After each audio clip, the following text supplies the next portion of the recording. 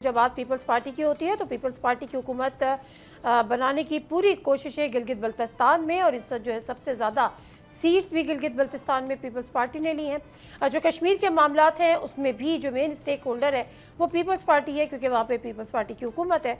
और सिंध के MQM के साथ जो सिंध हुकूमत के भी मामलात चल रहे हैं, इन सब पर ज़रा गुफ्तगू करेंगे।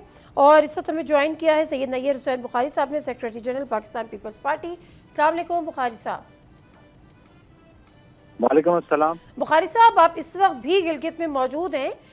क्या इस वक्त हालात हैं? और पीपल्स पार्टी 12 सीट्स इस वक्त ले चुकी है, 17 सीट्स हुकूमत बनाने के लिए सादा अक्सरियत चाहिए, 33 की असम्बली है। पीपल्स पार्टी इस वक्त कहाँ स्टैंड कर रही है आपकी ताज़ा तरीन मालूमात के मुताबिक? देखिए जी, आपने दुरुस्त फरमाया कि पीपल्स पार्टी के पास 12 सीट्स हैं। 12 सेंस के एक इंडिपेंडेंट ने आज ज्वाइन किया। जी जी। लेकिन यहाँ पे कुछ मामला जुडिशल फोरम पे गए और आज ही सुप्रीम अपीलेट बेंच ने हमारे 2 रिटर्न कैंडिडेट्स पे ऑर्डर को सस्पेंड कर दिया और उस पर 2 जुलाई की डेट डाल दी। और एक था हमारा कैंडिडेट जिसका पोस्टल बैलेट की काउंटिंग से हम जीते हुए थे, उसका काउंट का रिजल्ट नहीं अनाउंस कर रहे थे और उसका भी जो लीगल रिक्वायरमेंट्स हैं फुलफिल किए बगैर वो हमारे ओपोनेंट को उन्होंने फॉर्म 49 जारी कर दिया, जिसके लिए हम कोर्ट में जा रहे हैं। और उस पर चीफ इलेक्शन कमिश्नर उसको तो उन्होंने दरख्वास्त दी IPP के जनरल सेक्रेटरी ने और उसको एडमिट कर लिया और एक्सेप्ट कर लिया उसको IPP का मेंबर। लेकिन लीगल पोजीशन ये है कि under the election laws, election act के नीचे पोलिंग डे से within 14 days official gazette में रिजल्ट अनाउंस होना है। वो ऑफिशियल गजट अभी तक अनाउंस ही नहीं हुआ। और फिर उसके बाद आईनी तौर पे ये बात है कि ऑफिशियल गजट के विद इन 3 डेज इंडिपेंडेंट्स को चॉइस होती है, वो स्टेज ही नहीं आई। चीफ इलेक्शन कमिश्नर ने प्री मेच्योर डिसीजन कर रहे हैं। तो यहाँ पे मामलात जो हैं वो आइन और कानून के मुताबिक नहीं चल रहे। यहाँ पे डायरेक्शन मिलती है RO को, DRO को पोस्टल बैलेट का रिजल्ट लेके आओ और G16 का उसका रिजल्ट अभी नहीं आता और फॉर्म 49 जारी कर देते हैं। तो यहाँ से बहुत सारी इलीगल चीज़ें हो रही हैं और ये कोशिश की जा रही है कि पाकिस्तान पीपल्स पार्टी का रास्ता रोका जाए। तो मैं समझता हूँ कि पीपल्स पार्टी के पास वो स्ट्रेंथ है। 12 सीटों के साथ हमारे पास 3 लेडीज वुमेन सीट्स आती हैं और हमारे पास 2 टेक्नोक्रेट सीट आती हैं। तो उसमें स्टेट वे 12 और 17 19 सीटों की हमारे पास मेजोरिटी आती है। लेकिन पाकिस्तान पीपल्स पार्टी का रास्ता रोकने की कोशिश की जा रही है। और हम समझते हैं कि ये जो है आवाम के जो मैंडेट है उसकी तौहीन है। अच्छा, इसमें अमल दखल नून लीग का भी है? आप क्या अब अमल दखल नून का देखिए, इस पे वो फोर्सेस जो पाकिस्तान पीपल्स पार्टी के खिलाफ है वो तो कोशिश कर रही हैं कि पीपल्स पार्टी गवर्नमेंट ना फॉर्म करके। अपरेंटली स्ट्रेट अवे जब हमारे पास 11 सीटें हमने डायरेक्ट इलेक्शन में जीती, एक 12वें ने आज हमें ज्वाइन कर लिया इंडिपेंडेंट है, तो 12 की रिक्वायर्ड नंबर इज 13। एक नंबर हम शॉर्ट थे। लेकिन अगर ये टोटल हाउस है 33 का, उसमें से हमें अगर ये दे दें 3 सीट्स हमारी बनती हैं, उसकी वुमेन सीट्स 2 हमारी टेक्नोक्रेट बनती है, 17 हमारी फिर भी बनती है। ठीक है, तो ये तो रुकावट डाली जा रही है। मैं तो एक अर्थमेटिकली आपको बता दिया। बिल्कुल ठीक है, बिल्कुल ठीक है। सर, ये एक जो आज़ाद कैंडिडेट थे, जो कि सुनने में यही आया कि PTI बैक्ड कैंडिडेट थे, ज़ाहिर बहसी जमात पीपल्स PTI वहाँ पे इलेक्शन कॉन्टेस्ट नहीं कर रही थी, मगर वो 4 आज़ाद जो IPP में चले गए, बावजूद इसके कि IPP की तो कोई सीट ही नहीं थी गिलगित बल्तिस्तान में, तो आप उनको कन्विंस क्यों नहीं कर सके? या PMLN तो कहती है कि हमने तो उनके मुकाबले में अपना कैंडिडेट बिठाया था, वो भी उनको कन्विंस नहीं कर सकी। तो ये IPP का वजूद अचानक से कैसे वहाँ पर सामने आया? अलीम खान कैसे आपसे बाजी ले गए? देखिए, हमारी उनके साथ नेगोशिएशन रही। मैं यहाँ मौजूद हूँ, हमारे प्रोविंशियल प्रेसिडेंट थी और हमसे इंडिविजुअली वो सारे बातचीत करते रहे। ऑब्वियसली इंडिपेंडेंट्स जो हैं वो प्रेफर करते हैं कि वो ट्रेजरी बेंचेस पे बैठे हैं। एग्जैक्टली, और अपेरेंटली ये बात भी सामने थी कि पाकिस्तान पीपल्स गवर्नमेंट बनाए, ट्रू, तो ट्रेजरी बेंचेस पे बैठना तो इंडिपेंडेंस की प्रेफरेंस होती है। और अभी तो वो आईपीपी पे चले गए, तो फिर अब उनके पास चॉइस लिमिट होगी।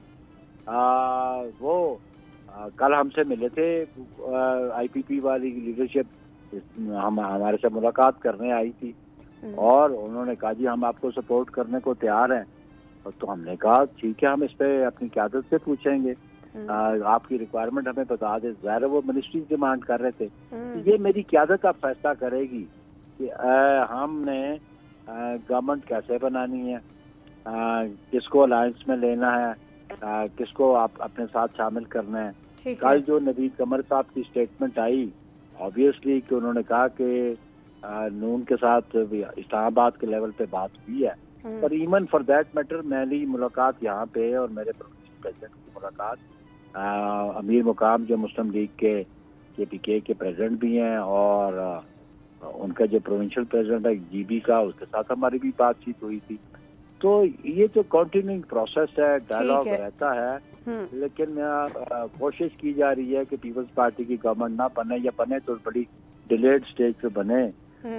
लेकिन हमारे पास क्लीन मेजोरिटी थी और उसको क्लीन मेजोरिटी को कम करने की कोशिश की जा रही है। ज़ाहिर मुखालिफ से आप क्या तवक्को कर सकते हैं।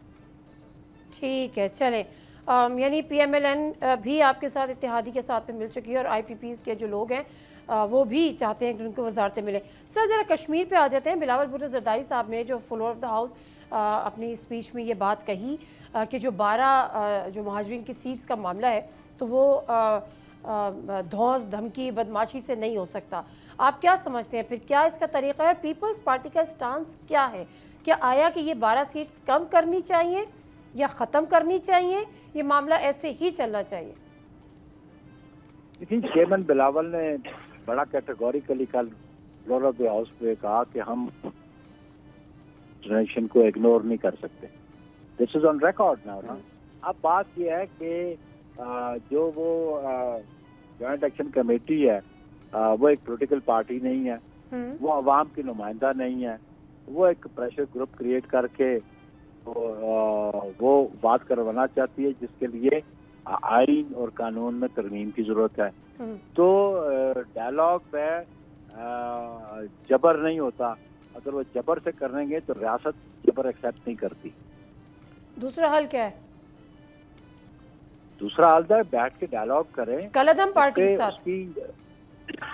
उसके लिए ये है कि जी आप मोड के बारे में तय कर सकते हैं कि मुहाजिरीन की रिप्रेजेंटेशन का मोड क्या हो, उस पर बात हो सकती है सर। लेकिन उनको कलअदम, सॉरी सर मैं आपकी बात काट रही हूँ, मगर उनको तो कलअदम करार दे दिया गया। अब कलअदम जमात के साथ बैठ के मुज़ाकरात कैसे हो सकते हैं?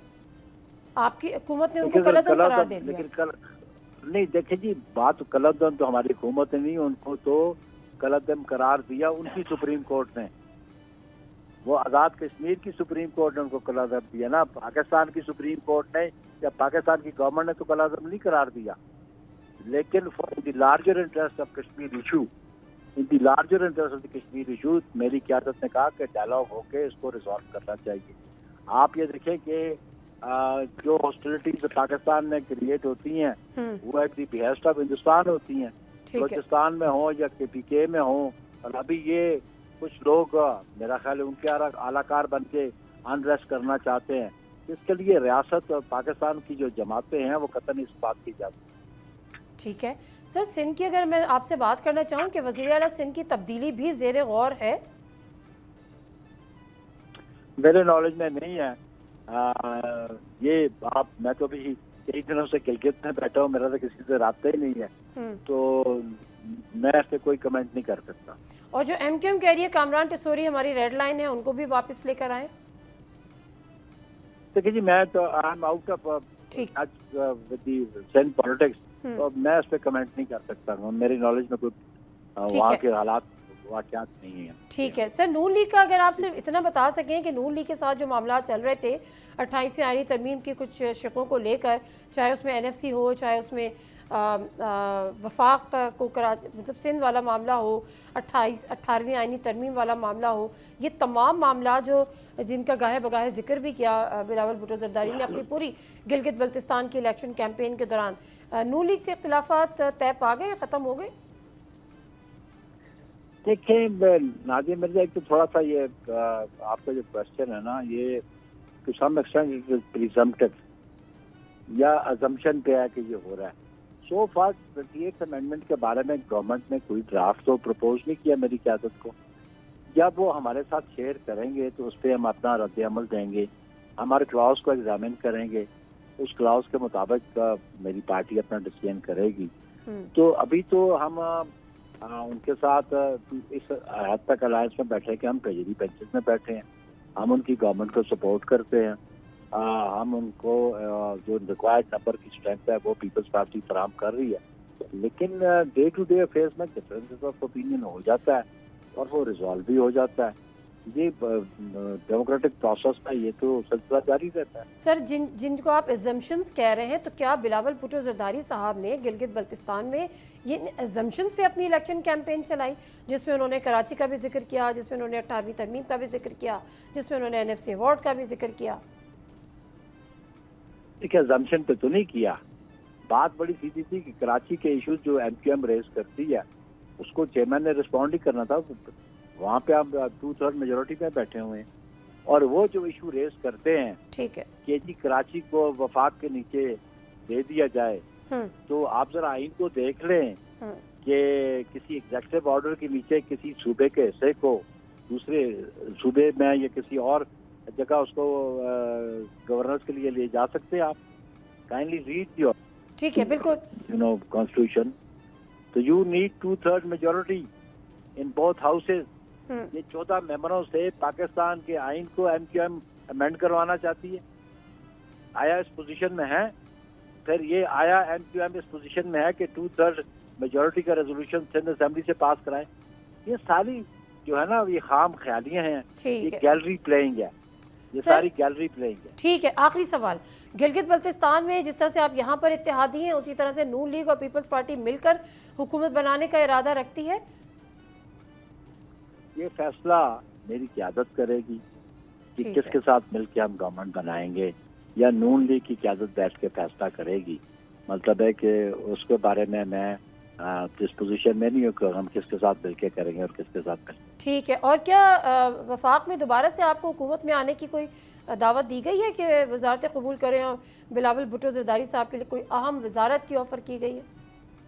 नहीं, ऐसी कोई बात मेरे नॉलेज में नहीं है। ठीक है, बहुत शुक्रिया नैयर हुसैन बुखारी साहब। और असल है जो मुद्दा है जिसकी वजह से नैयर हुसैन बुखारी साहब अभी भी गिलगित में मौजूद हैं, और वो ये कहते हैं कि जो पीपल्स पार्टी के मुखालिफिन हैं वो नहीं चाहते कि गिलगित बल्तिस्तान में उनकी हुकूमत बने, इसलिए वहाँ पर बहुत सारे गैर कानूनी और गैर आइनी काम है।